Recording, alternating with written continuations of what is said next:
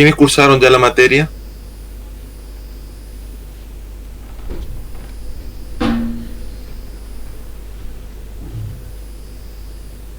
A mí me suenan todos de eso porque los tengo de otras materias también. Sí, la mayoría de análisis de diseño de algoritmos. Ajá. Bueno, ante todo les quiero dar la bienvenida a los que están cursando por primera vez y también a los que ya cursaron. Le pido disculpas porque tuve un pequeño traspapeleo ahí con los horarios. No es que no me avisó bien Roberto, no es su culpa, digamos, me pasó bien los horarios, pero por alguna razón yo como que hice un desfasaje o algo. Pensé que estaba dentro del mismo horario que estuvo siempre y no, y bueno, estaba haciendo otras cosas y iba a pasar recién, digamos, el enlace al aula y hacer un texto introductorio. Estaba acomodando un poco el aula. Como verán, como ya se habrán dado cuenta, creo que esto no es ni una novedad lo que le estoy diciendo, pero estamos continuando con esta modalidad de trabajo. En parte ya están acostumbrados. También les voy a pedir que, más allá de que ustedes encuentren una comodidad en esta modalidad, o a algunos no les guste, también puede ser porque extrañan la presencialidad, pese a, lo notarán ahora, como los inconvenientes de desplazarse, de, digamos, de los tiempos muertos, cuestiones por el estilo. Nosotros somos, de alguna manera, respecto a la virtualidad, una especie diferente, tal vez respecto a otras personas de otras disciplinas o que se están formando en otras disciplinas. Nosotros nos movemos como pez en el agua en la virtualidad. De hecho, digamos, nos exige más disciplina, autodisciplina, y de eso quiero hablar un poco también, porque no quiero que suene a abrir el paraguas o algún tipo de discurso, digamos, anticipando algo que no necesariamente se tenga que dar, pero he notado que, digamos, no están sacando todo el provecho que pueden sacar, en el sentido de que pueden tener sus tiempos para prepararse mejor, para formarse mejor en digamos, en esta modalidad. Cierto que está esta cuestión de que por ahí, digamos, si uno graba el material y deja disponible en el aula, dice, bueno, dejo mi cámara o ingreso a la sesión y bueno, hago otra cosa por ahí. Lo que sí yo personalmente les comento ya respecto a la modalidad de trabajo, que yo no voy a tomar asistencia, pero ya lo estoy haciendo en otra materia. Les voy a dejar unas pequeñas actividades semanales que pueden ser un cuestionario muy sencillo, puede ser un ejercicio o varios ejercicios o una pila de ejercicios que tendrían que subir resueltos al aula y yo evaluaría. Entonces, la idea es sacar provecho un poco de esta dinámica, ya que ustedes están más acostumbrados a trabajar ahora con el aula, ¿sí? El aula tiene aspectos mejorables, pero básicamente cumple su misión, está mucho mejor que lo que estuvo antes, y yo siento que es una herramienta que sirve, digamos. ¿Podría ser mejor? Sí, podría ser mejor. Por ejemplo, yo ya le he sugerido a Melissa, que es la que está a cargo del aula, que vea la posibilidad de incorporar algunos mecanismos más interesantes de evaluación, que nos permitiría hacer evaluaciones un poquito más abiertas, en el sentido de que usar expresiones regulares, por ejemplo, para evaluar, o poder embutir algún módulo digamos, ¿cómo llamarla esto? De revisión de código fuente, por ejemplo. O sea, que si un alumno escribe una pequeña porción de código fuente, que se evalúe el código fuente, así como ocurre en CodeWars. No sé si alguien conoce la plataforma CodeWars. No sé si lo estoy pronunciando bien. No, yo personalmente no la conozco. No, yo no la conozco. Bueno, CodeWars es una plataforma que les puede resultar estimulante si les gusta la programación, porque tiene desafíos diarios y todo tipo de desafíos con diferentes niveles de complejidad. De hecho, hay algunas empresas que están haciendo requirement a partir del desempeño que ustedes tengan en CodeWars. O sea, porque ustedes, a medida que van resolviendo problemas o desafíos, que lo mejor de todo que lo pueden hacer en el lenguaje de su preferencia, le va aumentando el nivel. Es como usan un sistema de katas, creo que es como en el karate, si no me equivoco. ¿Alguien es karateca acá? No.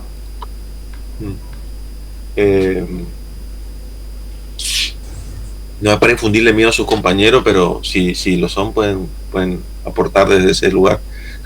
Bueno, el taekwondista es parecido. Bueno, es algo así, digamos. O sea, hay diferentes. O sea, la cuestión es esta: plantean desafíos y cada desafío tiene como un nivel, por decirlo así. Y realmente hay que prestar atención a esos niveles, porque a mí me ha pasado que yo he algunos resueltos muy rápidamente, y después para el mismo ejercicio planteaba un nivel superior, o sea, como que te daba más puntaje como para que uno suba de nivel. Pero la cuestión era que tenía una restricción el ejercicio, o sea, decía: resuelva este ejercicio, pero tiene que resolverse en 10 milisegundos. Si supera los 10 milisegundos, el ejercicio se considera incorrecto. ¿Qué significa eso? Que tenés que echar mano de conceptos que algunos de ustedes han cursado conmigo, análisis y diseño de algoritmos, ¿sí? Y ahí se aplica esos conceptos que hemos visto, análisis y diseño de algoritmos. O sea, el código puede funcionar, ese no es el problema. El problema es que tiene que funcionar en una fracción del tiempo que lo hacía en el nivel más bajo, ¿sí? Y para ello hay que recurrir a técnicas como, por ejemplo, que yo de hecho la utilicé, pero aún así no logré que llegue a ese nivel de, por ejemplo, programación dinámica, ¿sí? ¿A alguien le suena programación dinámica? ¿Sabe a qué nos referimos? ¿Se acuerdan? Sí, profe. Sí. La tablita. Sí, pero más conceptual, porque la tablita era un aspecto. El concepto sería que la programación dinámica evita hacer cálculos que ya has hecho antes, ¿sí? Y claro, pues los almacenaba en memoria y calculaba a partir de ello después las variantes. Exacto, ¿sí? El cálculo que ya hiciste no tenés que hacerlo de nuevo. Y una forma muy común que hay hoy de hacer eso es caché, ¿sí? Cachear resultados.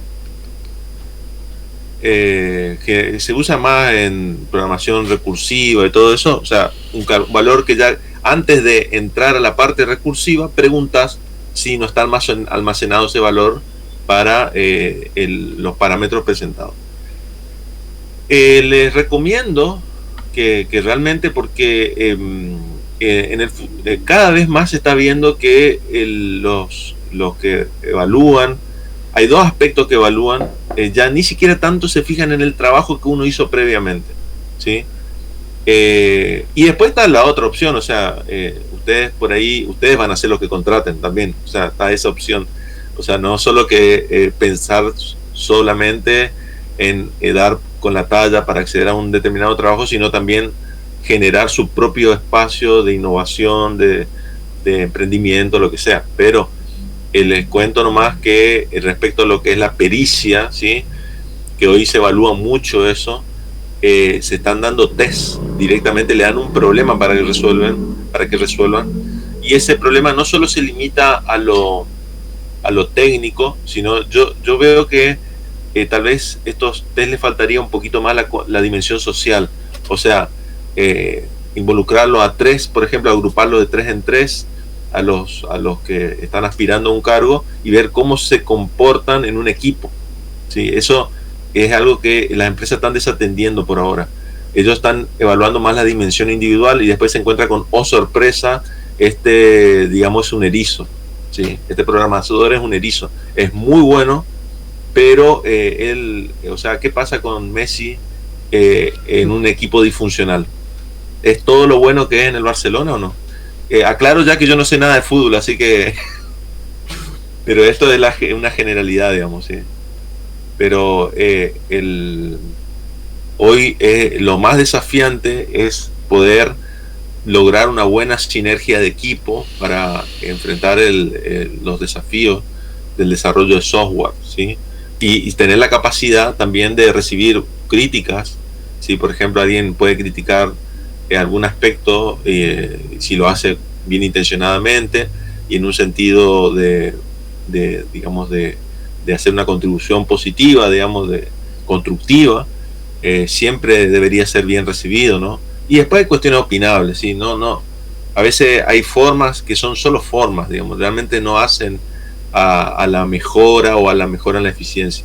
Y después hay otra dimensión que habría que tener en cuenta, que son los consensos, ¿sí? En nuestra disciplina los consensos son muy importantes.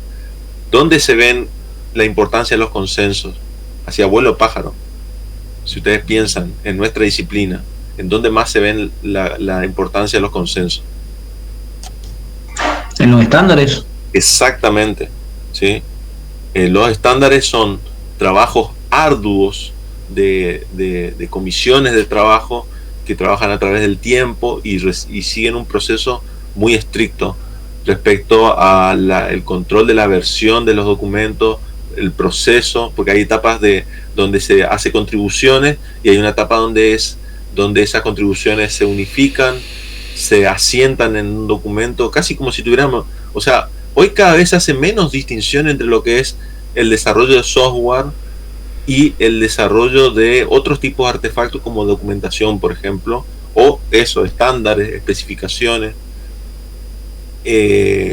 Digamos, se trata de valorar las múltiples perspectivas y tratar de lograr un consenso. Y hay etapas de revisión donde hay un equipo que juega a contribuir, hay un equipo que juega a unificar y a generar algo homogéneo, y hay un equipo que juega a administrar la configuración, si se quiere, de todo lo que se desarrolle, y hay un equipo que juega a hacer la revisión, ¿sí? A veces a uno le va a tocar jugar en ese equipo, no van a ser muy populares, digamos, pero es muy importante, digamos. O sea, normalmente se les llama el equipo QA, ¿sí? Que es el equipo QA. Me gusta pronunciarlo QA. ¿Qué es el equipo QA?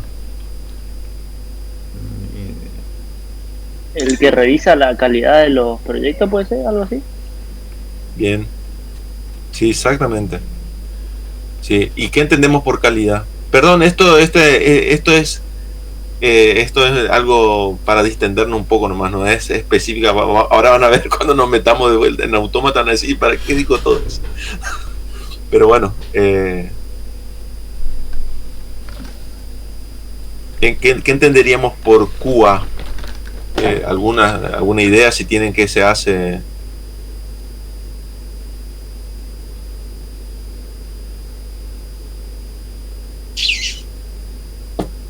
Es cierto que no en todas las empresas, si alguno de ustedes trabaja en alguna empresa o alguna dependencia pública, eso no es muy común que haya un equipo QA. A veces incluso algunos lo hacen y no lo reconocen. Yo tenía un colega que cuando estábamos empezando a diagramar las actividades, él claramente hacía QA, pero cuando yo le asigné ese rol me rechazó rotundamente, me dijo, yo no hago QA, me dice. Y yo hasta tuve que ir a buscar en libros, en manuales, en bitácoras de empresa y todo eso para comprobar que efectivamente es lo que hace QA, pero bueno, no, al final quedó desierta esa área. Él estaba haciendo algo más bien tipo DevOps en principio, pero con mucho QA, y de paso le comento que se entendería por QA, porque en la etapa digamos de publicación, de deploy de la aplicación, cuando tenía que subir, él requería digamos que esos digamos, el código que uno suba, lo suba con test, ¿sí? Test unitarios y test de integración básicamente. Y bueno, revisaba también que el código esté formalmente respecte a un estándar, que él solo lo sabía. Es otro problema también. Si nosotros tenemos un estándar de código, tenemos que tener, digamos, publicado en algún lugar, digamos, ¿sí? Él tenía parte publicado, digamos, pero había cuestiones que observaba y que no estaban en ese documento maestro que había armado. Pero toda esa tarea de definir, por ejemplo, cómo hay que documentar, cómo hay que comentar, qué otro tipo de plataformas de control, cómo gestionar el control de versiones, cuáles son los procesos, el protocolo, todo eso hace al QA, la calidad o sea, eso asegura que uno no suba cualquier cosa, ¿sí? Y que después, por ejemplo, en producción ocurra un error catastrófico, digamos, ¿sí? Mínimamente uno tiene que escribir unos tests, y hay algunos tests que normalmente uno no hace, por ejemplo, escribir tests de estrés, ¿sí? O sea, pruebas de estrés. Por ejemplo, si nosotros claramente ya sabemos que podemos tener, y eso se escribe ya en los requerimientos, ¿no? Los requerimientos no funcionales.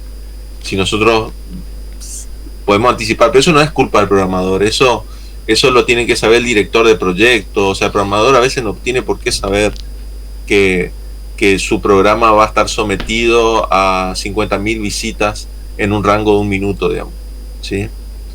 Eso debería saberlo. Alguno debe estar pensando, dice, este está hablando de algo muy específico. No voy a decir qué, pero es algo que pasó muy recientemente. Y bueno, después lo que puede pasar es que tengamos problemas de buffer, de saturación del servidor, de un montón de cuestiones que realmente se nos escapa, digamos, ¿sí? Eso todo hace al QA, digamos, ¿sí? Por eso cada vez más importante, y más teniendo en cuenta que hoy por hoy las aplicaciones que ustedes desarrollan por ahí, más si trabajan en lugares públicos donde de mucha visibilidad, hasta pueden haber posibilidad de que hayan ataques, ¿sí? Ciberataques. Entonces también hay que contemplar ese escenario. Hay estrategias para tornar irrisorios los ataques cibernéticos, digamos, donde uno puede, incluso usando plataformas como Amazon AWS, digamos, o utilizando arquitecturas tipo Bastion Host, que tiene por el estilo, uno más o menos puede pilotear, digamos, ¿sí? Ataques cibernéticos. Sí. Sí, de eso estoy hablando. De hecho, estuve monitorizando un poco la respuesta del JavaScript, que estaba medio atorado, digamos. Claramente era algo que no estaba preparado para las dimensiones de la cuestión, digamos.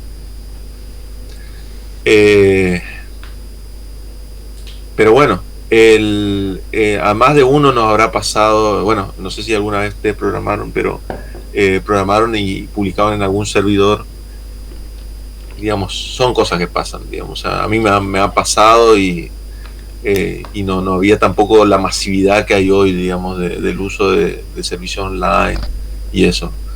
Por eso cada vez más gente, con razón, se inclina por usar servicios que tienen una respuesta, o sea, que ya están preparados para respuestas ante solicitudes, digamos, a picos de solicitudes, ¿sí?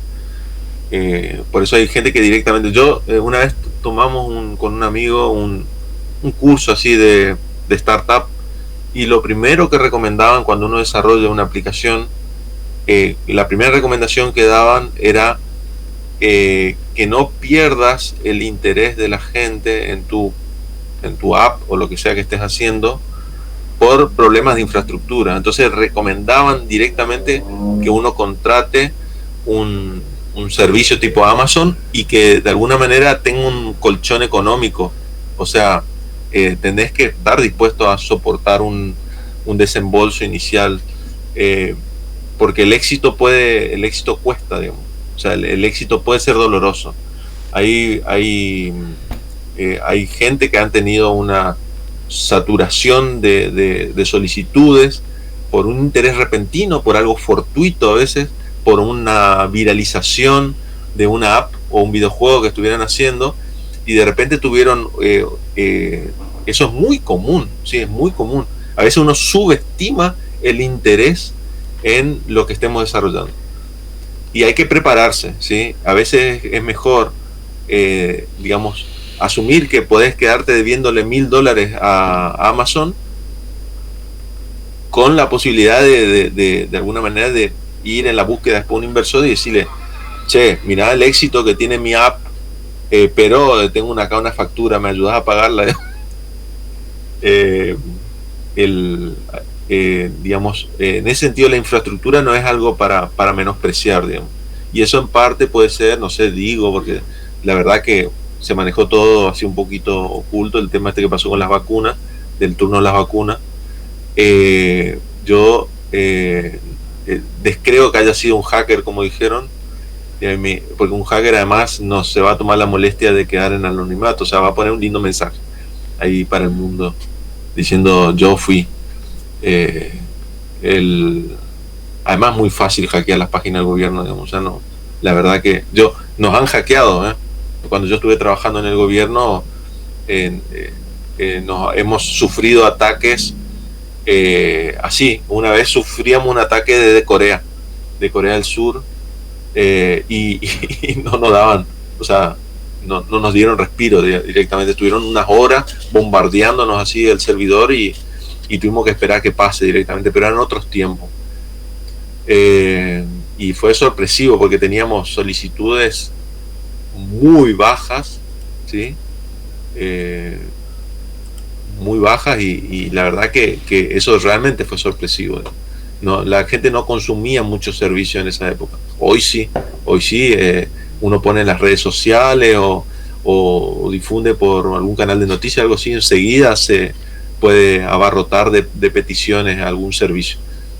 Entonces, bueno, eso ténganlo en cuenta si a ustedes les toca ser programador en un equipo, y si no se están percatando de eso, pueden advertirle, digamos, que hay que estar preparado. E incluso uno puede hacer pruebas de estrés. Nosotros acostumbrábamos a hacer pruebas de estrés y nunca habíamos llegado en escenarios normales a esos niveles que sometíamos a estrés, y gracias a eso hacíamos ajustes al servidor, cuestiones que tienen que ver, como por ejemplo si tenés un servidor Java, aumentar la memoria virtual, los límites de memoria virtual que se consumen, o modificar valores así tipo como el caché, pequeños detalles para lograr que el servidor encuentre un equilibrio ahí digamos, en el manejo de peticiones, etc. En el Apache, por ahí nosotros también aumentamos un poco los tiempos de respuesta. Uno no puede aumentar tampoco infinitamente, a veces tiene que adecuar. Por ejemplo, si va a ser muy asincrónico el tema, por ahí conviene, o muy sincrónico, por decirlo así, asincrónico, por ahí conviene utilizar un servidor que funcione con otro esquema, como Node.js, por ejemplo, ¿sí?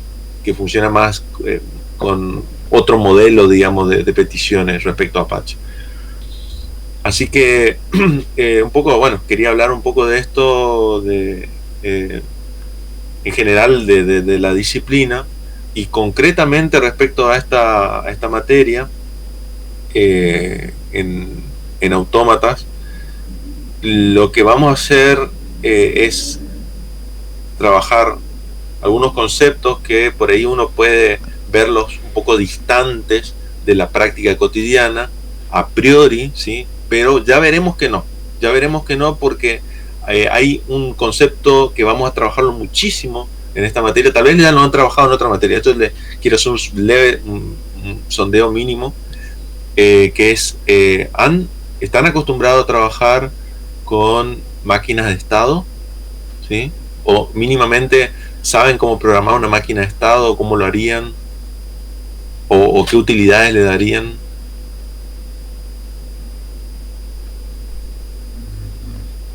¿Máquinas de estado similares a lo que trabajan los motores de videojuegos, o no va por ese lado? Sí, se usan también. Sí, el concepto de tener un estímulo y depende del estado que estás, genera una respuesta determinada.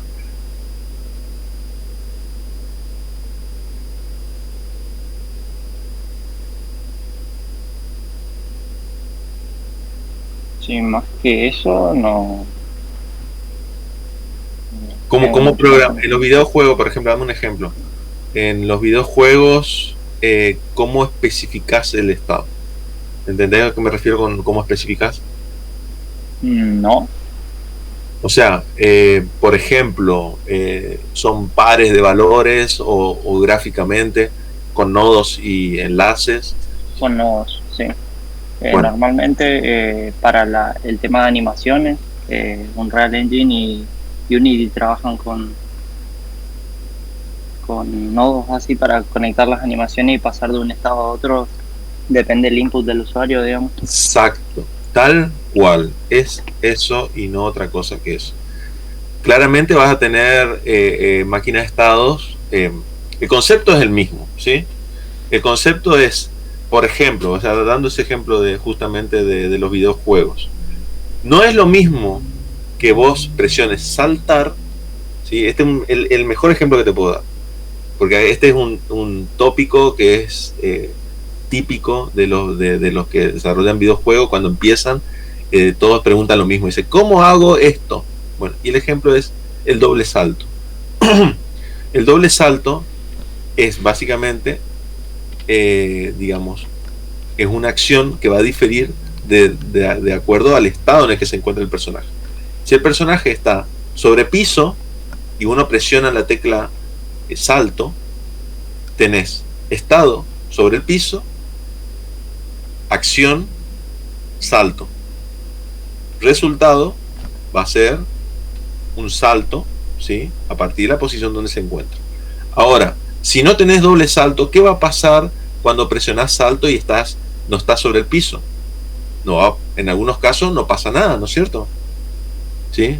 O sea, por más que presiones muchas veces estado, va a pasar una de las dos cosas.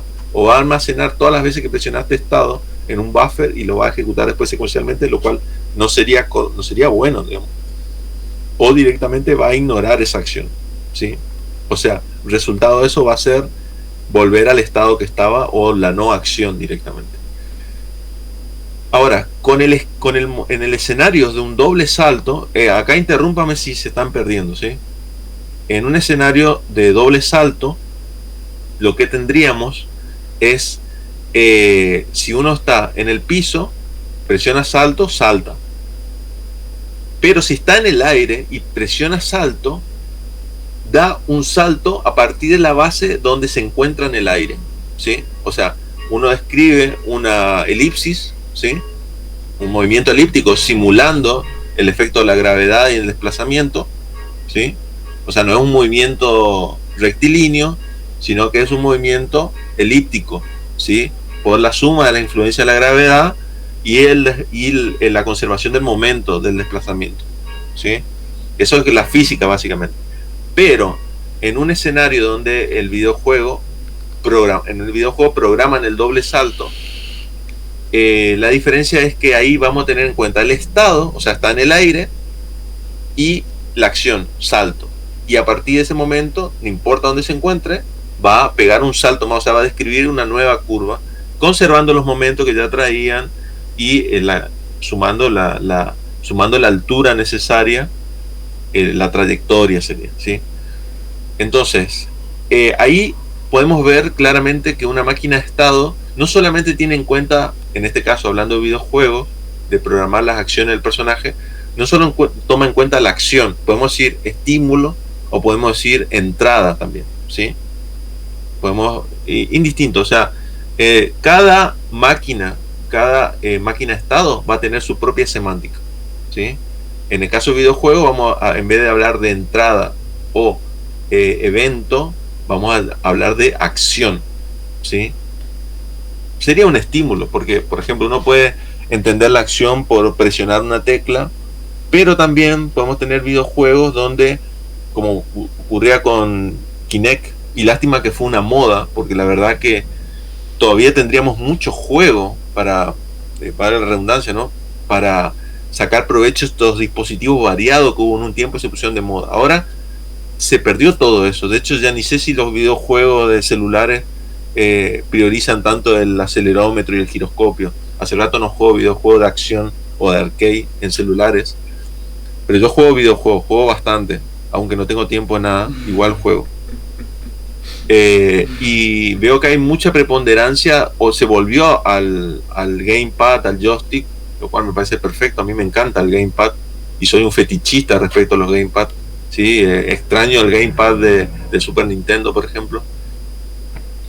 Y es una pena que se hayan perdido esos otros tipos de entradas, como pasaba con el Kinect. Eso sí, lo hacía un poquito complejo, pero el Kinect igual te resolvía algunas cosas porque tenía ya su motorcito ahí de detección de movimientos, y tengo entendido que facilitaba bastante la programación. Yo tuve algo de experiencia en programación en base a esos tipos de control. Programé una vez, intenté programar con el Wiimote, pero no entendí la premisa, porque yo pensaba que el Wiimote tenía, o sea, la versión que yo tenía no tenía con giroscopio, era solo acelerómetro, y yo entendía el concepto del acelerómetro como giroscopio, y ahí me tiraba valores que yo no sabía cómo procesar, ¿sí? En realidad eso ya excede, ¿no? Pero los videojuegos no siempre son como uno los espera, ¿sí? Uno a veces entiende, por ejemplo, que la física tiene que ver con un nivel de precisión, por ejemplo, que si el motor gráfico que yo use, si yo vengo y golpeo con una espada, cualquier objeto se va a romper por donde golpee con la espada. En realidad todo hay que programarlo, ¿sí? Lo que básicamente la física hace son dos cuestiones. Uno tiene que ver una parte separada de lo que es el motor de colisiones, ¿sí? Detectar dónde ocurre la colisión, ¿sí? Y lo otro, a partir de ahí, sí es, por ejemplo, en el caso de que el objeto simule ser una sola cosa, es reemplazarlo por otro objeto que sean un cúmulo de objetos que se comportan como si el objeto original se particionó. Y a partir de ahí actúa la física, porque ahí cada uno de esos componentes uno le aplica las propiedades físicas que quiere, ¿sí? O incluso responde al momento del impacto y puede generar una fuerza que impulse los objetos hacia atrás, por ejemplo, ¿sí? Pero no es trivial en el sentido de que uno piensa que pone que golpee y ya ocurre la magia.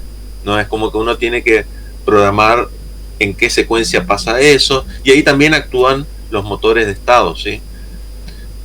Por eso, o sea, lo que ustedes aprendan acá con respecto a máquinas de estado le va a ser re útil, y ya sea programando gráficamente, como hablaba Franco, ¿sí? En el sentido de que uno tiene un IDE donde puede tener nodos y arrastra link y todo eso, hasta programar los estados con algún tipo de lenguaje de programación, algún tipo de función especial, digamos, agregando nodos como una función, ¿sí?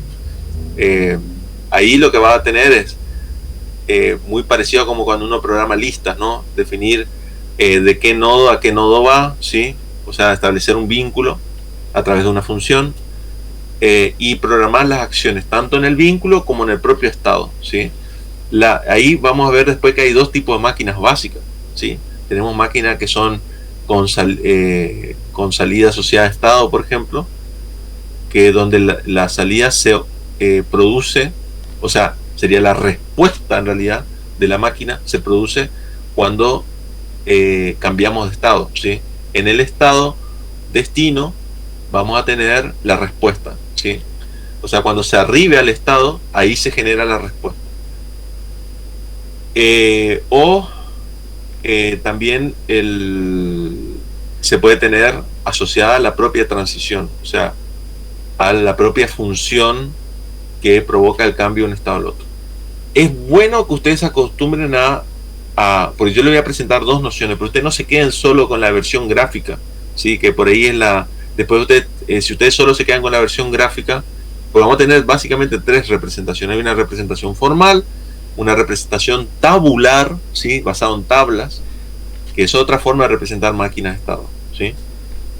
Básicamente una tabla doble entrada, ¿sí? Donde por un lado tenemos cuáles son los estados, por otro lado tenemos los estímulos o las entradas, y en cada intersección de estado y de entrada vamos a tener una salida, ¿sí? Que es la salida sería, piensen siempre como función, ¿sí? De hecho, traten de pensar de ahora en más a la programación como una secuencia de funciones conectadas, ¿sí? No sé si están enterados que está tomando cada vez más fuerza la programación funcional. Si quieren, ustedes cursaron conmigo Paradigma, yo creo que ya les he dicho, ¿sí? Sí.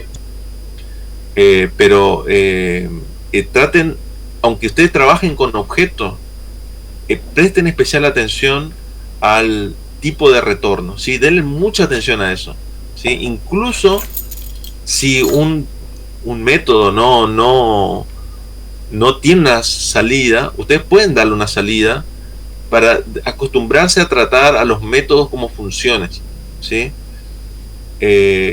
Y evitar en lo más posible los daños, lo que son, perdón, no es daños, perdón la expresión, efectos colaterales, ¿sí? Que significa que nosotros provocamos algún cambio en el sistema, pero que no se refleja en la salida de los métodos, ¿sí?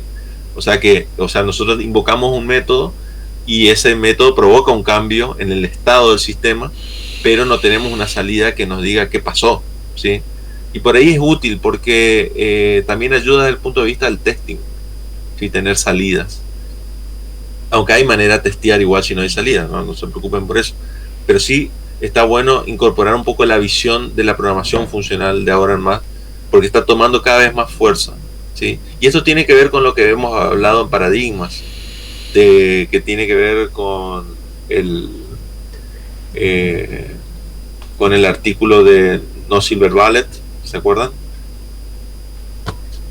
De estos cambios que en un momento se presentaba la programación orientada a objetos como la solución a todos los problemas, y no podemos negar que la solución realmente fue un salto, pero ese salto no fue solo un cambio del lenguaje de programación en sí, sino una mejora de las prácticas, son mejoras concomitantes, ¿sí?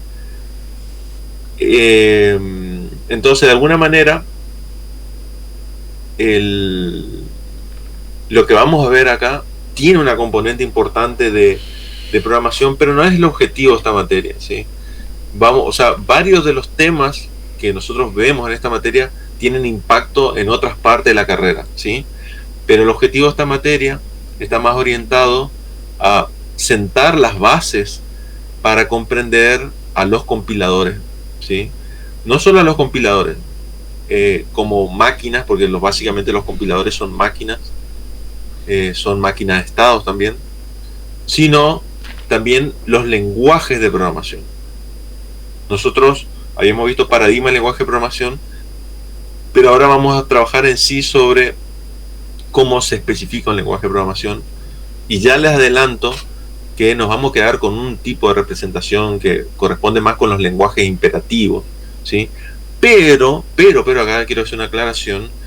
Los principios que vemos tienen que ver con digamos, cómo se representa un lenguaje de programación, por más que utilicemos una formalización que se conoce como vamos a ver una categoría de gramáticas y lenguajes.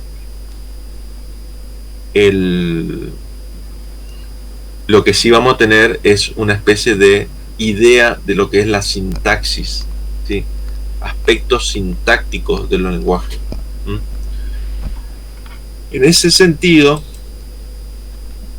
ahora voy a hacer una pequeña interrupción, pero en ese sentido, bueno, ya tenemos como primer tema para ver en este desarrollo de esta primera clase, que podemos considerar, este primer encuentro, ¿sí? Que podemos considerar como introductorio.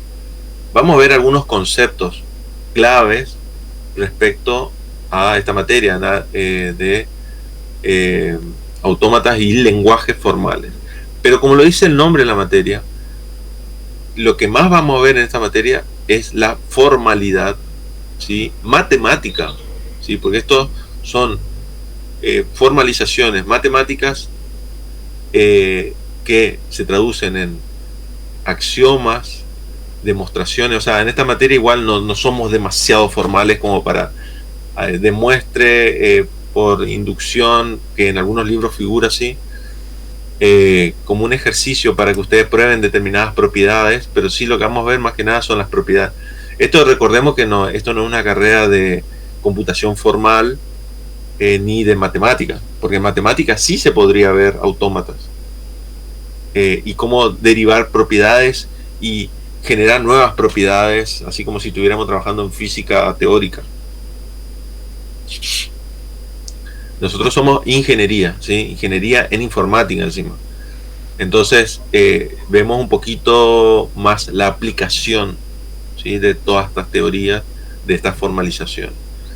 Personalmente, yo llevo tanto tiempo dando esta materia que no me falta la tentación por dar ese tipo de ejercicios que me resultan interesantes, pero me conformo con que a lo largo de los años los sucesivos estudiantes que tuvimos han aprendido a entender estas formalizaciones, cosa que yo soy muy consciente que incluso con docentes que eran muy crípticos y más difíciles de entender que yo por eso erróneamente asociaba que eran mejores docentes que yo, pero en realidad no es que estoy comparando, ¿no? Pero el estilo de descubrí que esta materia se podía dar un poquito más accesible, si se quiere, tal vez no dando demasiados contenidos y tratando de profundizar en algunos contenidos muy específicos. Y a mí me resultó interesante poder lograr que los alumnos, que ustedes, se expresen un poquito en el lenguaje que se usa para expresar esto, que básicamente son estas cuestiones de tupla, ¿sí? Cuáles son los componentes de la formalización, por ejemplo, de una máquina virtual, perdón, dije máquina virtual, no, de una máquina de estado, ¿sí? Depende del tipo de máquina que estado, vamos a tener una formalización diferente, pero varía poco, varía en algún par de elementos, ¿sí? Me aguardan un segundito porque voy a...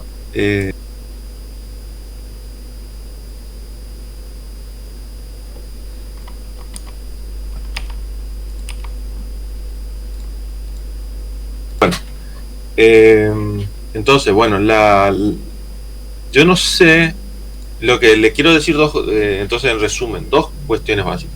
Primero, que esta es una materia que es un poquito diferente a lo que ustedes vienen viendo. De hecho, en un tiempo resultaba imposible conseguir docentes para esta materia. Yo me agarré todas las materias que nadie quería agarrar, ¿sí? ¿Y por qué los docentes informáticos de profesión a veces no quieren agarrar esta materia? Porque hay que estudiar todas las clases. Todas las clases hay que estudiar, ¿sí?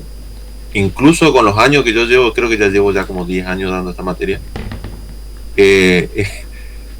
a veces estoy descubriendo nuevas cosas, ¿sí? Me pongo a leer y encuentro que estaba dando mal incluso a veces algunas cuestiones, o con un enfoque equivocado. Entonces, son tipos de materias que si de por sí ya son difíciles para los docentes, o sea, yo no puedo venir a improvisar estas materias, ¿sí? No puedo venir sin pegarme una lectura antes. Hay materias que por ahí uno puede decir, sí, programación, por ejemplo, uno ya es un programador, entonces ya tiene no es que innove demasiado, puede que sí, pero uno está más canchero si se quiere. De hecho, paradigmas para mí es una materia donde yo me siento más así. O sea, más cuando doy la parte de programación estoy un poco más confiado, qué sé yo. Ya en análisis no tanto, en esta menos y en compiladores menos aún, ¿sí? Entonces son materias desafiantes para el docente, imagínense ya para usted. Por eso yo trato de focalizar, ¿sí? Cuando veo un tema donde quiero que nos detengamos, nos tomamos un poquito un respiro y vamos revisando, y a mí me interesa que ustedes sepan esas formalizaciones, pero no les voy a pedir a nivel de que tengan que hacer una demostración de una propiedad dada. En el libro figura, ¿sí? Usamos el libro de Ajo. Ahora les muestro cuál es el libro, la tapa, el libro que usamos de autómatas y lenguajes formales. hay muchos, tenemos un libro de Isasi que tiene algunas cosas más potables, pero cambia ciertas notaciones, entonces yo no recomiendo que se basen completamente. Pero sí, si ustedes por ahí están confundidos con un concepto o idea, pueden contrastar bibliografía, y en todo caso, si aún así no les cierra la idea, pueden plantear. Hay un foro en el aula virtual, por favor yo les pido, es importante que si tienen una consulta, por más que ustedes consideren que una consulta insulsa, por favor háganlo en los foros, porque queda como una memoria para el resto de los compañeros también. ¿Sí? Vamos a tratar de sacar provecho de las herramientas que tenemos para la virtualidad. ¿Sí? No solo los cuestionarios, no solo el subir los PDF, sino también utilizar los foros. ¿Sí? Si usted tiene una consulta, de hecho, si no me equivoco, quedaron unas consultas de años anteriores.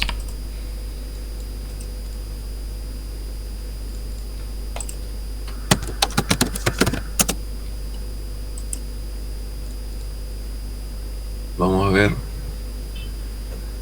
Autómata de lenguajes formales. Le digo una cosa, igual, esta materia ni por casualidad es lo exigente que es análisis matemático, por ejemplo. En ese sentido, no, tenemos algo de formalización matemática, pero es más de expresar, ¿sí? No es de resolver. Sí hay algunos que son de resolver, pero son de un nivel de abstracción un poquito más alto, y entonces de alguna manera es más amigable, ¿sí? No es que usted tenga que resolver, por ejemplo, ver una derivada, cómo se resuelve la derivada del seno, el coseno de eso, que tenga que memorizarse todo eso para poder resolver una derivada o una integral o hacer integrales determinadas, digamos, son, bueno, a la larga uno ya se familiariza, ¿no?, con eso, pero en esto eso es bastante, yo lo veo bastante lúdico, digamos, o sea, no es algo. Voy a mirar, a ver, autómatas. Voy a ver si están los temas en el foro. Si hay temas, profe, no están visibles, por lo menos, para mí. No, puede ser que en esta materia no lo hayan hecho. Sí, no, creo que acá no lo hicieron. A ver, o tal vez nosotros poníamos por unidad.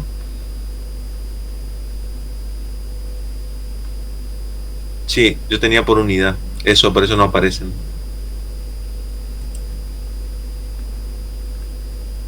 Sí, hay, pero están. Yo no tengo abiertas las unidades ahora por adelantado, porque pensaba ir habilitándolas a medida que vayamos resolviendo, etcétera.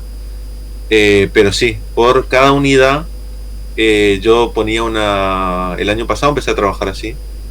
Ponía un foro específico para resolver determinados tipos de ejercicios, y entonces se focalizaban las consultas, ¿sí? Pero si por el momento, ahora yo les comento brevemente cuál es la modalidad de trabajo que hago. Yo voy a comentar un poquito sobre la modalidad de la materia, ¿sí?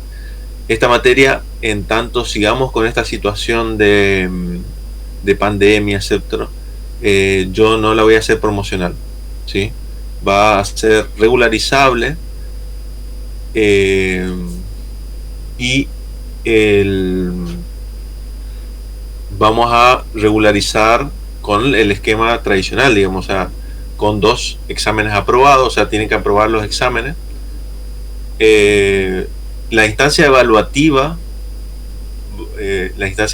formal van a ser 2 exámenes parciales, ¿sí? Tradicional, eso. Pero vamos a tener muchos microexámenes, ¿sí? De hecho, es más, yo lo voy a utilizar como criterio de participación en la materia, a modo de sustitución de la asistencia, ¿sí? Nosotros no tenemos noticia de que se exija ahora asistencia, pero voy a medir la participación en el aula en función de las actividades que ustedes participen semanalmente.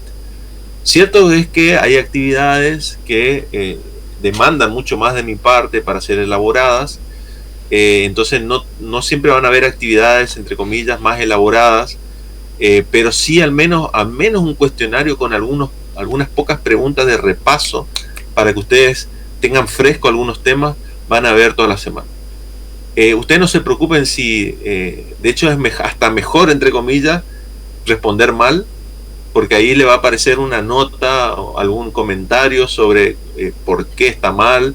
Es mucho más, mejor, como aprendizaje a veces es mejor equivocarse que acertar, ¿sí? Entonces, lo que yo voy a tener un cuestionario con múltiples intentos.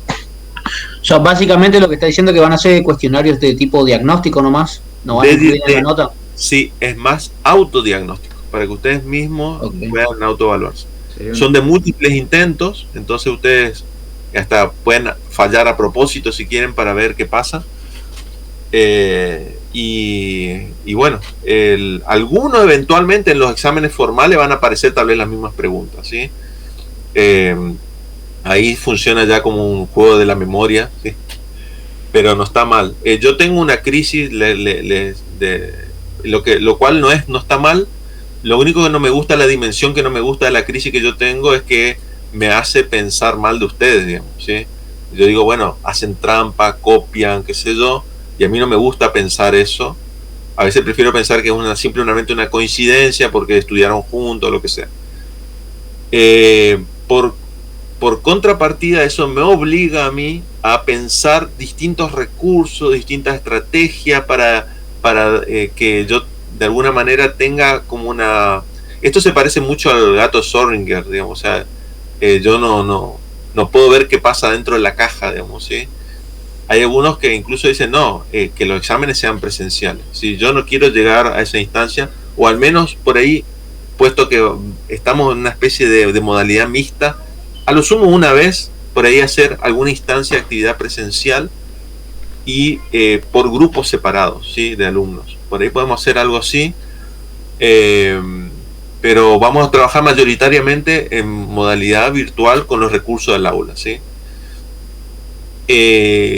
Yo utilizo, hago ejercicios, eso no es fácil, no sé si ustedes lo habrán visto en otras materias, pero digamos, es como que genero ejercicios que son autoevaluables, ¿sí? En principio. Lo que se me complica demasiado para hacerlo así, directamente lo hago abierto. ¿Qué significa? Doy la consigna y ustedes tienen que subir la respuesta en un PDF o en la caja de respuestas, ¿sí? Y ahí yo evalúo offline, ¿sí? No se evalúa automáticamente. Pero yo he aprendido a utilizar un tipo de cuestionario que me permite de alguna manera generar como algo medio dinámico. No sé si algunos de ustedes ya lo habrán visto, que por ejemplo la tabla es ideal para eso. Una tabla donde ustedes cargan valores y digamos, rellenan la tabla básicamente. Y eso no es un cuestionario convencional, digamos, no es un verdadero falso o múltiple choice ni nada, sino que es, digamos, tiene muchos drop down, ¿sí? Y ustedes, o por ahí incluso cargan el valor literal y se contrasta. Ahí eso no me gusta tanto, pero si hubiera expresiones regulares para mí sería muchísimo mejor. Por eso yo le solicité a los encargados del aula que habiliten, porque yo sé que el Moodle, que es la plataforma sobre la que está hecha nuestra aula virtual, soporta esa característica, ¿sí? Entonces, bueno, a mí me resulta un divertimento también armar esos cuestionarios, exámenes, buscar la manera de buscarle la vuelta, reformular, etcétera. Ahora, considero muy útil, muy, digamos, desde el punto de vista de la experiencia de aprendizaje de ustedes, cuando ustedes más me cuestionen cuestionen en el sentido de que la pregunta no está bien formulada, por ejemplo. Eso denota conocimiento, ¿sí? O sea, yo no voy a agarrar y decir, simplemente basarme en el criterio de autoridad para decir, no, yo tengo la razón, yo soy el profesor. Porque en realidad a mí lo que me interesa es que ustedes aprendan, ¿sí? Ahora, eventualmente puede pasar que ustedes pueden estar muy convencidos de que entienden y yo puedo estar no muy convencido de que ustedes entienden y puede provocarse un conflicto eventualmente. Yo ya les comento que cuando una situación se torna de ese estilo, yo voy a dar lugar al departamento o a la DAE, pero no, esto no es, quiero que no lo tomen como que es una especie de ampararme en la institución para que ustedes, sino que ustedes usen a su favor esto, ¿sí? Esto es un escenario donde nosotros necesitamos una mediación, que son cosas que pueden pasar en cualquier sociedad, en cualquier democracia. Puede pasar que las partes no hay manera que se pongan de acuerdo y de alguna manera uno se someta a un arbitraje y después tiene que aceptar el arbitraje, es parte de la regla del juego. Entonces, si eventualmente yo me siento superado por la situación, ¿en qué sentido puede ser esto? Puede ser realmente en un sentido de que yo no tengo los elementos suficientes para realmente sostener mi postura y decir no, o sea, me parece que ahí la arbitrariedad no es algo que yo quiero utilizar, digamos, ¿sí? Y me parece que bien que ustedes hagan el ejercicio ese de, yo no sé si a alguno de ustedes le habrá pasado que me han reclamado, y yo he reconocido el error y he dicho, bueno, este punto no será tomado en cuenta, ¿sí? Y automáticamente aprobaron, ¿sí? No sé si a alguno les pasó conmigo eso, porque sí, es como el VAR, sí, es que yo ya he hablado con la gente de la DAE, lastimosamente no está la misma persona que estaba en los años anteriores, hay una nueva persona en la DAE, así que tenemos que hablar de vuelta, pero usen esos recursos, y más cuando ustedes a ver, usted que no le dé vergüenza, o sea, ustedes lean. A mí personalmente me ha pasado, nosotros teníamos un tiempo que nosotros teníamos todos profesores afuera en el DHP, si venían de Buenos Aires, ingenuamente pensábamos que eso era mejor que tener docentes locales, ¿sí? Pero en ese entonces pensábamos que sí. Y un profesor que era, no sé, de la UBA, no sé, que venía a dar clase, y me dijo que estaba mal un punto en un examen. Y yo le discutí a muerte, y le dije, le muestro en el libro, y me dice, bueno, dejamos hasta el final, y esperamos, o sea, que termine toda la ronda, y después entonces vine en el libro, le mostré en qué página, qué párrafo, todo, y el profesor me felicitó, ¿sí? Me felicitó porque, digamos, demostré seguridad en los conceptos. Y bueno, él no dijo nada respecto a que puede pasar, eso entiéndalo, que el docente no es infalible. Estimo yo que a esta altura todos estarán convencidos de eso, ¿sí? Que el docente se puede equivocar aún siendo un experto en el tema, ¿sí? No, ustedes no piensen que se le cae un ídolo, que de por sí está mal que lo consideren ídolo, pero no piensen que se viene el mundo abajo porque de repente el docente se equivocó, ¿sí? Hay otros aspectos más graves. Por ejemplo, la negligencia es peor que no saber algo, ¿sí?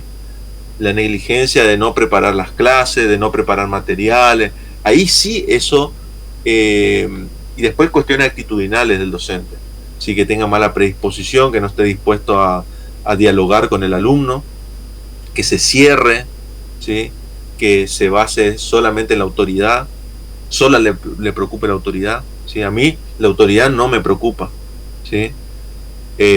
Sí me preocupa en un sentido de que de entender como que asumimos distintos roles. Si ustedes están ahora asumiendo un rol de alumnos, pero quien sabe los giros de la vida, yo puedo estar tomando una clase de ustedes en unos años, ¿sí? ¿Consideran posible este escenario? O sean incluso mis jefes. Ojalá que no, prefiero laburar de otra cosa antes que enseñar. Porque no tengo paciencia. Sí, pero indirectamente tal vez. Sí, indirectamente siempre nos toca estar en un lugar de formadores. Sí, aunque seas empresario, gerente, en algún momento te va a tocar que tenés que marcarle las pautas a alguien y tener un poquito de pedagogía. Y sí, requiere un poco de paciencia, sí. Requiere un poco de paciencia porque a veces uno es un poco intolerante hacia No sé si tanto en mi caso hacia la ignorancia, porque la ignorancia es algo que se puede resolver, todos somos ignorantes en algún punto, pero por ahí la tosudez lo que a mí me deja un poquito loco, digamos. Cuando yo ya te explico, te doy los argumentos, te presento la bibliografía y me seguís diciendo, no, la Tierra es plana, digamos. O sea, y ahí digo, bueno, ¿qué puedo hacer? Ya no está. No tengo más que nada que decir. Y, ¿cómo se llama? Y lo peor de todo es que hay muchos temas en los cuales, cavando lo más profundamente en la ciencia, con argumentos, todo eso, la verdad que no hay a veces respuestas tan determinantes, así decir, yo tengo el 100% de la razón, ¿sí? Hace poco vi un artículo, una médica que está muy en una postura así un poco fanática, ¿sí? Y tomó un estudio científico válido para sostener su postura equivocada, ¿sí? Y el estudio no necesariamente, o sea, parte respaldaba lo que ella decía, pero yo leí todo hasta el final, el artículo estaba en inglés, y entonces le comparto a la señora, que es una señora que todo el mundo le está escuchando y usted sí que sabe, doctora, usted dice la verdad, le dicen. Entonces yo agarro y le digo, pero fíjese lo que dice los autores del artículo en la conclusión, y le cito, digamos, la parte donde, y claramente esta mujer estaba tergiversando la información, pero en parte es cierto que esa mujer lo que señalaba era cierto, era una verdad lo que ella estaba señalando, era la conclusión del trabajo, pero esa conclusión a la vez estaba matizada por los autores, porque los autores estaban conscientes de que habían distintas dimensiones que no habían evaluado. Ellos habían elegido una dimensión de estudio particular. Y entonces es bueno también darnos cuenta que incluso cuando, digamos, la ciencia está a nuestro favor, tampoco podemos ponernos en un lugar dogmático, digamos, ¿sí? Están abiertas algunas puertas de la incertidumbre, ¿sí? Y a veces, más que nada, y en nuestra disciplina se presta mucho eso, nos valemos más de los convencionalismos y los acuerdos, ¿sí? Hasta acá sabemos y esto es lo que vamos a aplicar, ¿sí? Y algunas personas pueden estar en disidencia, pero lastimosamente, bueno, ahí hacemos valer una cuestión de mayorías, de validación de un cuerpo colegiado. ¿De qué nos referimos cuando hablamos de un cuerpo colegiado? No queremos decir que son las mentes maestras, sí, como que son unos entes que están ahí arriba y que ven todo y saben todo, sino que aceptamos las limitaciones de los recursos que tenemos, pero aún así en función de eso vamos a avanzar con esos saberes, ¿sí? No sé si ustedes saben, esto es, ¿cómo se llama? Disculpen que como que me vaya un poco de tema, pero esto es como algo de pensamiento universitario, ¿sí? O sea, de cómo pensar como un universitario. ¿Sí? Nosotros como universitarios no podemos ser dogmáticos, ¿sí? Tenemos que estar principalmente basándonos en la evidencia, en el estado del arte, de la ciencia, pero también entender que hay limitaciones en el saber, ¿sí? Y que ahí es donde podemos trabajar y avanzar en la medida de los recursos que disponemos para avanzar, ¿sí? Y no quedarnos catatónicos tampoco, pues decimos, si no se sabe todo sobre esto, entonces no avanzamos. No se trata de eso, ¿sí? Vamos a ir triangulando un poco. A veces, le doy un ejemplo muy concreto. Testing, ¿sí? Aplicar testing es una buena práctica, pero los puristas del testing dicen que el testing no lo puede aplicar el programador, porque sería juez y parte, ¿sí? No sé si entienden el dilema. O sea, él está escribiendo tests para que esos tests después uno pueda tergiversar y hacer que esos tests sean exitosos, digamos, cuando escribimos nuestro código. No sé si todos están al tanto de cómo funcionan los tests unitarios, pero bueno, por ahí pueden averiguar un poco.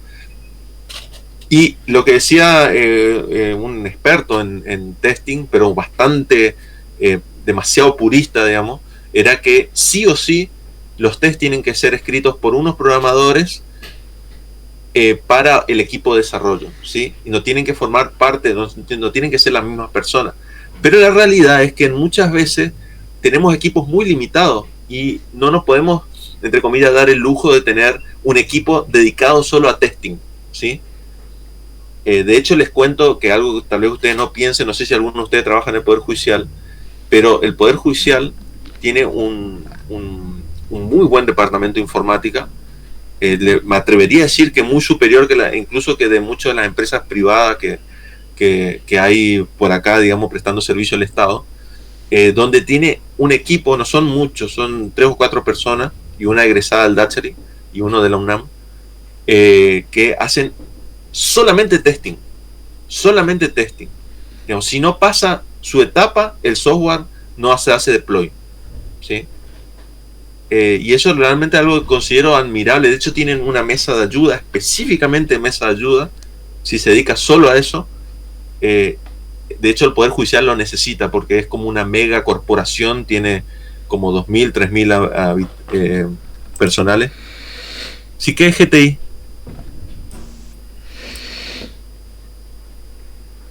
Bueno, y entonces, un poco a lo que voy respecto a la materia, volviendo sobre dónde surgió esta bifurcación, digamos. Si ustedes realmente están convencidos de que estaban en lo correcto y que yo estoy equivocado, háganmelo saber, ¿sí?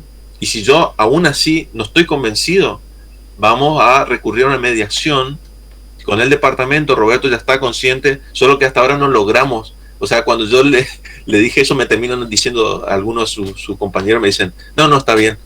Pero no es la idea de que si ustedes no están convencidos, por ahí soy yo el que tengo que ceder. Yo a veces cedo, a veces sin llegar al caso de ir a decirle a Roberto, a veces le pregunto, che, mira, no tengo unas dudas respecto a este examen, qué sé yo, pero a la larga por ahí después hablo un poco con ustedes y... Sí, decime, Julián. Perdón, me desmuteé sin querer, profe. Bueno. Entonces, conclusión.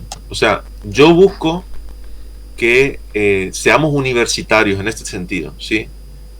En el sentido de que el profesor no es el que sabe todo, ¿sí?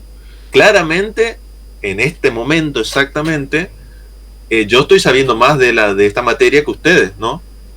Porque ustedes por eso están tomando esta materia y yo voy a utilizar las estrategias para, digamos, generar las condiciones para que ustedes puedan empezar a aprender sobre esta materia. Pero ese es mi rol, ¿sí? Mi rol no es, digamos, yo no soy un programador de ustedes, ¿sí? Yo no le estoy... Son ustedes los que se van a apropiar de estos conceptos, de estos procedimientos, porque acá tenemos que diferenciar dos cosas. Ustedes van a incorporar saberes que son saberes, entre comillas, estáticos y saberes dinámicos. ¿Sí? Van a definir algunos conceptos, algunas ideas que las van a asimilar como axiomas, si se quiere, y después algunos que los van a asimilar en virtud de las prácticas, o sea que van a tener que practicar, y cuando más práctica tengan, más confianza van a tener, y también van a estar por ahí más atentos como para observarme si yo me equivoco en algo. Yo me puedo equivocar, puedo venir un mal día, o puedo venir medio quemado un día, porque yo tengo muchos trabajos, digamos. No debería ser, pero es nuestra realidad. La universidad no paga lo suficiente como... Pero no solo esta, la pública también, o sea, la docencia no paga como para que uno pueda tener, digamos, un solo trabajo. Y entonces uno tiene que estar ahí, bueno.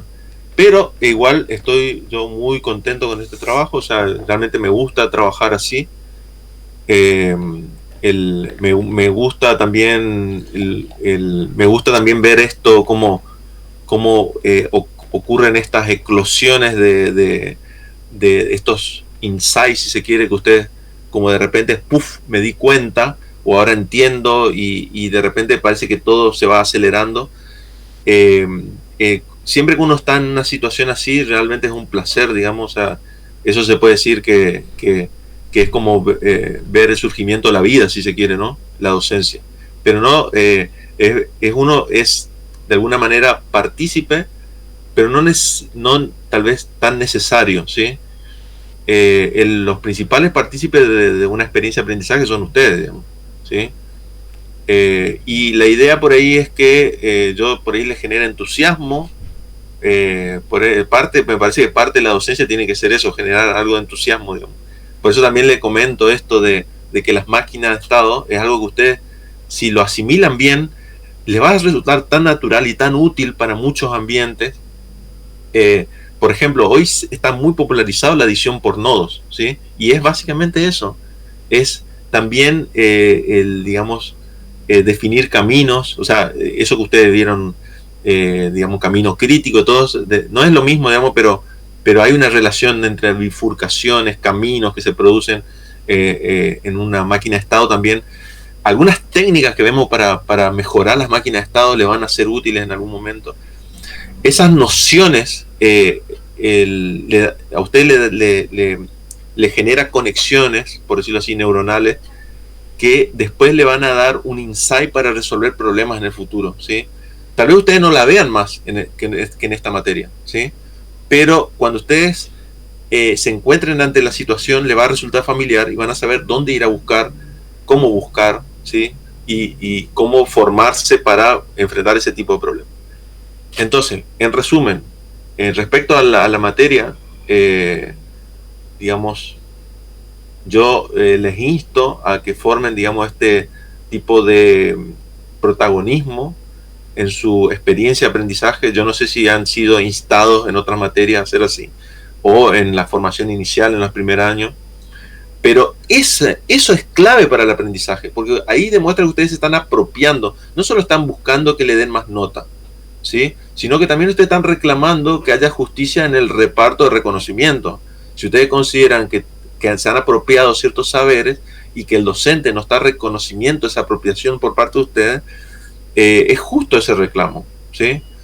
Siempre les recuerdo que sepan, traten de controlar por ahí su temperamento, qué sé yo.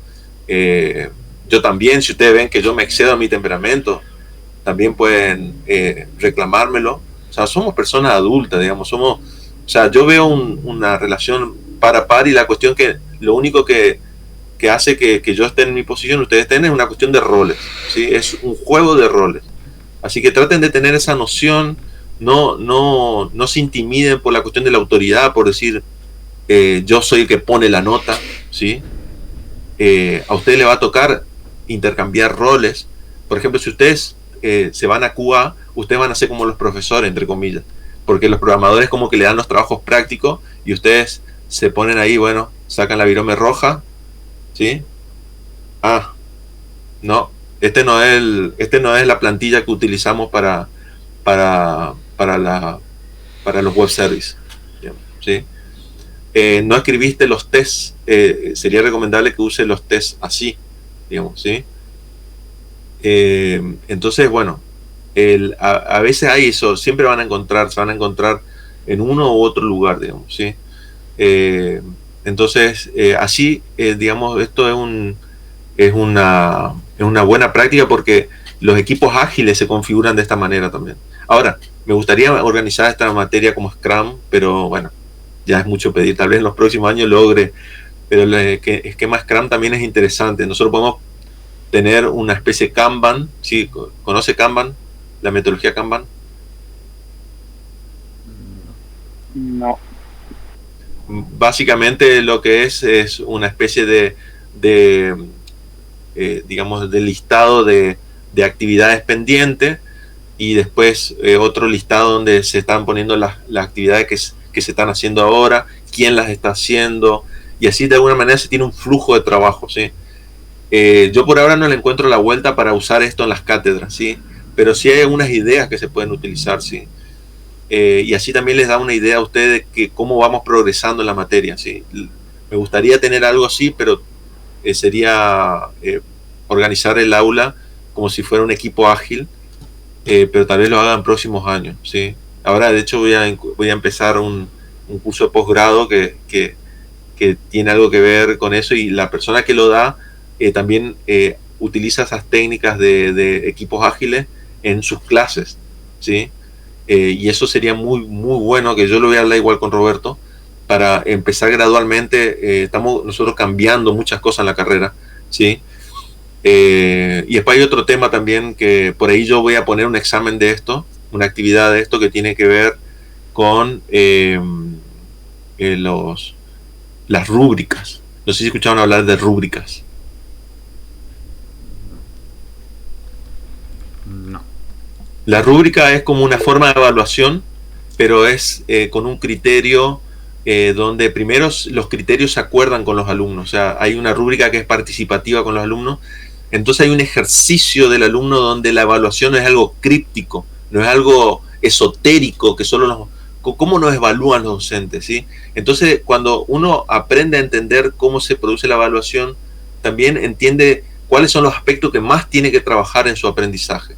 Yo considero que es re importante eso, y hay otros que consideran que es una cuestión muy de izquierda, entre comillas, porque piensan que, bueno, ¿cómo le vamos a dar participación a los alumnos en cómo se evalúan? ¿Sí? Eso le da muchas armas al alumnado, ¿sí? Y yo considero que en realidad no tiene que ver como una cuestión así de clases, como que los alumnos allá y los docentes acá, sino que si el alumno es, digamos, comprende, digamos, cómo se lo evalúa, también va a ser, digamos, artífice de su propio aprendizaje. Entonces, por ahí incorporo una actividad de rúbrica y le explico cómo va a funcionar. Vamos a hacer un ejercicio sencillo. Y para finalizar, hoy no di algunos conceptos, no crean que no hemos dado conceptos de la materia, hemos dado ahora después en el próximo encuentro. De hecho, antes del próximo encuentro va a haber una actividad, vamos a tener una actividad de esta semana, ¿sí? Mañana va a estar online y ustedes van a tener que completar, ¿sí? No es difícil, son algunas preguntas muy sencillas. Y después para la próxima semana voy a tener una actividad antes, ¿sí? Tal vez con un video que voy a grabar, y ahí van a tener que resolver algo, y eso va a tener que estar previo a la clase, ¿sí? Todo eso, de alguna manera, va a tener que ser en los tiempos que yo le digo, que tienen que, como una asistencia entre comillas, pero tienen que hacer la actividad. Y si ustedes entregan fuera de tiempo, está bien, pero va a ser como igual que tienen entre comillas la inasistencia, pero mientras a mí no me pidan inasistencia, yo no le voy a pasar nada de esa información, ¿sí? Pero ¿qué significa? Yo igual les dejo que ustedes entreguen después, pero va a haber como entre comillas una penalización. No es una penalización en el sentido de que ustedes van a saber que entregaron fuera de término, ¿sí? A eso me refiero. Y vamos a tratar de tener esta dinámica. Les advierto ya que como yo estoy extremadamente lleno de trabajo, puede ser que en algunas semanas flaquee, ¿sí? Y por ahí no haya actividad, ¿sí? Sí tengamos el encuentro, pero tal vez no haya actividad. O por ahí algunos encuentros los pospongamos, en el sentido de que para ese día, en esa hora, yo les doy una actividad y digamos, lo que me dedico es más que nada a intervenir en ese momento, en ese espacio de tiempo, y bueno, ahí nos vinculamos con una actividad, pero no necesariamente video, a eso me refiero. Nos vinculamos a una actividad online sincrónica, pero no necesariamente de video, ¿sí? Si se ve la necesidad de video, digo, hay una parte que no se entendió, paso el link y nos conectamos y hablamos, ¿sí? Se entiende, hacer un poquito más dinámico, flexible, pero siempre, ¿sí? En principio las actividades son individuales en esta materia, ¿sí? Pero algunas por ahí con generación de equipos aleatorios, algunas por ahí con generación de equipos aleatorios, solo una actividad, y por ahí otra pueden ser equipos que ustedes mismos armen, digamos, ¿sí? A mí personalmente, yo les digo, insisto de vuelta que defiendo la idea de armar equipos aleatorios, porque es la realidad que van a tener en los trabajos ustedes, ¿sí? Le va a pasar que no siempre van a poder elegir el amigo de la ronda de cerveza para hacer el trabajo. A veces sí, a veces se da, a mí me pasa, ¿sí? A veces me convocan y hay muchos trabajos que yo consigo porque son amigos, digamos, que queremos que Héctor esté y hacen todo lo posible para que yo esté. No sé por qué me quieren, pero bueno. Y me toca eso, pero también me pasa que trabajo con gente, tengo que trabajar con gente que no me quieren, por ejemplo, o que me odian, y yo tengo que ser profesional y tratarle con respeto y tratar de aguantar los golpes con la mayor gracia, digamos, porque tenemos que encontrar una manera de mantener una dinámica de trabajo, ¿sí? Claro, profe, solo que hay una cuestión, que el tema que no te dejen varado en el medio de la nada y después no llegues a buen puerto. Bueno, eso es un buen ejercicio, sí, eso es una constante que se da, y en ese caso no está mal que ustedes denuncien, ¿sí? Si hay un compañero, expónganlo y vamos a hacer un careo, por decirlo así, sin ánimo, siempre manteniendo un protocolo, un respeto, ¿sí? Y si a veces la cosa no anda, yo preferiría que traten de andar, ¿sí? Pero yo también entiendo, si ya la cosa no anda, no les voy a obligar a estar juntos, ¿sí? Si no, eso es un ejercicio. Yo ante todo me voy a asegurar de que queden bien, ¿sí? Si no hubieron, no, bueno, por ahora arreglate individualmente o buscate algún otro compañero, pero acá hay otro valor que es interesante, y yo no sé cómo ponderar eso. Yo no le puedo poner menos puntaje por no ser solidario, ¿sí? Pero les pido por favor también que ustedes traten de aportar, digamos, traten de ser solidarios. Si no están llegando por alguna razón, qué sé yo, digan, mira, le estoy fallando a mis compañeros, quiero hacer algo, no sé qué puedo hacer para remediar esta situación. Por favor, es un buen ejercicio que tienen que hacer. A veces exceden simplemente esta cuestión de si es solidario o no, bueno, pero me parece un buen ejercicio. Yo les digo una cosa, hay un caso muy concreto, hay casos donde nosotros tenemos equipos de investigación, no sé si saben, en el Dacheri. Se hace investigación en el Dacheri, hay docentes, yo por ejemplo, que hacemos investigación en nuestra disciplina. Y hubo un caso, yo he visto muchos casos donde hay docentes que son polizones, o sea, que están en equipos de investigación, no aportan, pero a veces hasta se autoengañan y creen que aportan, ¿sí? Es como que dicen, mira, yo te traigo esta ofrenda en el grupo, digamos, y son cosas que no les sirve al grupo, pero ellos dicen, yo hice esto, yo lo hago así, y lo pone, y el grupo pondera igual que, y no suma al grupo, ¿no? Pero vi un caso que me llamó la atención de una docente de abogacía que era, digamos, muy buena en su producción, pero realmente a lo largo del proyecto dijo, esta persona no contribuyó, ¿qué podemos hacer? Y no logro, yo le asigno tarea y me mostraba toda la bitácora de trabajo. Yo estoy en la Secretaría de Investigación, ¿no? Y entonces yo le dije, y bueno, vas a tener que poner un informe que vos, en tu calidad de directora del proyecto, considerás pedir la discontinuidad de tal docente, y en todo caso le convocamos al docente y le hacemos un careo en la Secretaría, porque también la universidad no puede estar pagando un sueldo a alguien que no está haciendo un trabajo, ¿sí? Fíjense lo importante de esto. Imagínense, la universidad le paga el sueldo a 3 investigadores y le va a exigir como que son 3 personas que están trabajando en ese proyecto, pero imagínense que cae 1 o 2 y queda una sola persona trabajando, y ahí ya tenemos dinero de por medio, ¿sí?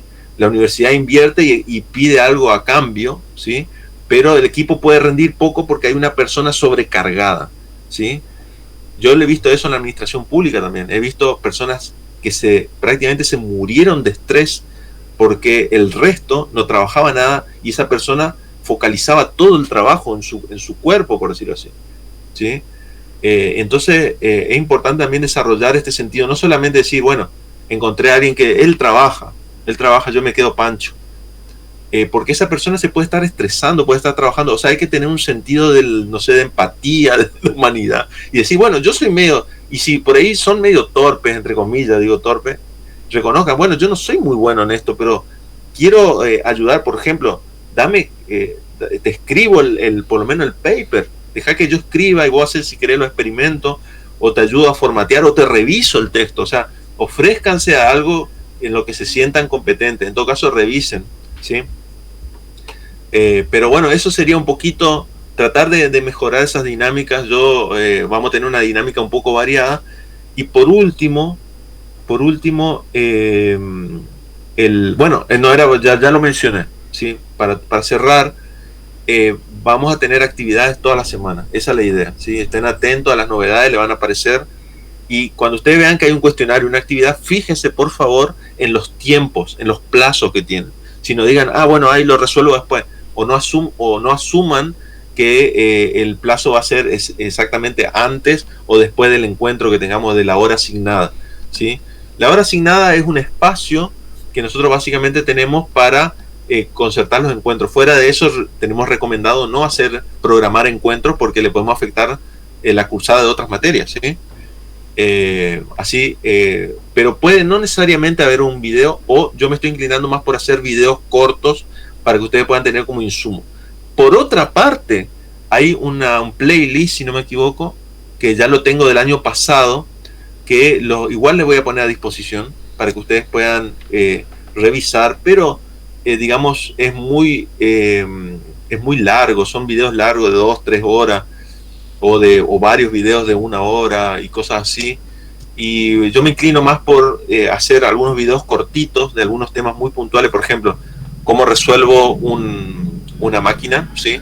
Cómo hago una máquina, un caso de testigo, y que sea bien guionado, bien cortito, y después si ustedes necesitan hacer preguntas, todo eso, miran primero el video, miran el recurso, pues el recurso puede ser de una filmina, pueden ser las filminas, puede ser un capítulo del libro, le puedo asignar lean este capítulo, esta página, y respondan estas preguntas.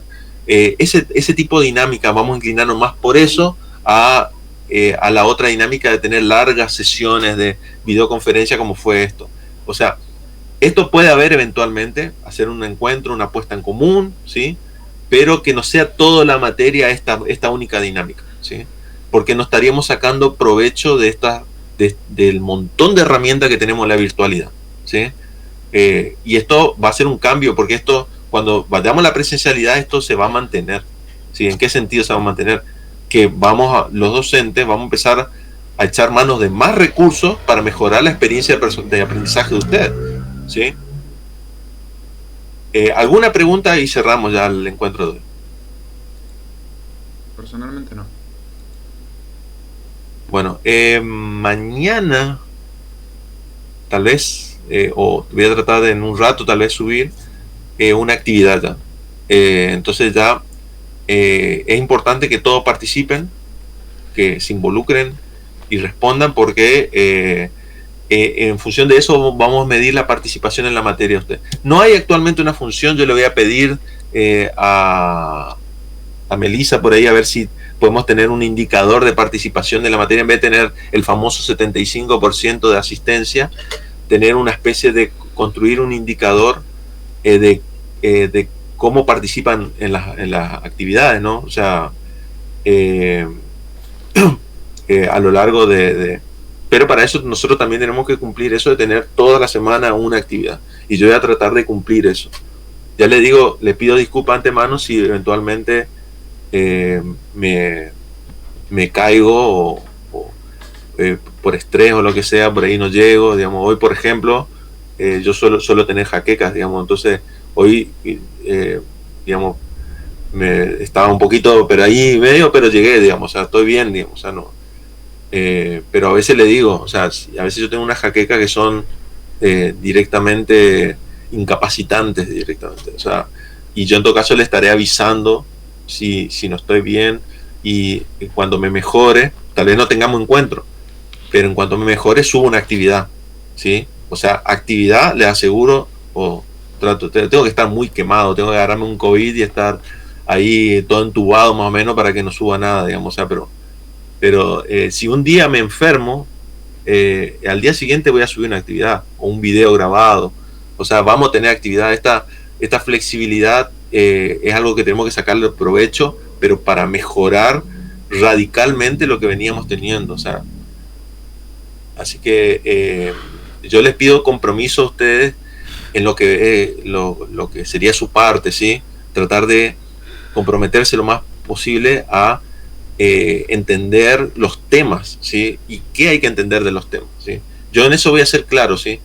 Le voy a dar como unas pautas de cómo ustedes se pueden dar cuenta si están entendiendo o no el tema, o los procedimientos, o lo que veamos acá, ¿sí? Los conceptos. Entonces, una parte son hacer algunas preguntitas medio como de razonamiento, si se quiere. Traten de no decir, ¿qué respondiste vos?